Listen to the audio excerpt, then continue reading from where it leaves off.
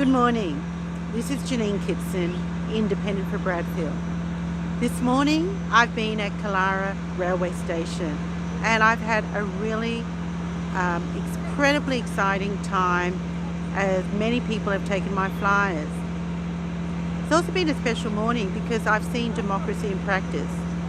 The current member for Bradfield, Paul Fletcher, has also been here at the railway station, and even he said this is a great indication of democracy.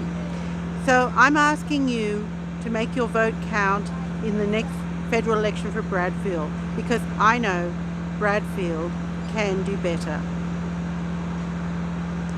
And I just finished by saying this recording is authorised by Janine Kitson, 802 Pacific Highway, Gordon 2072.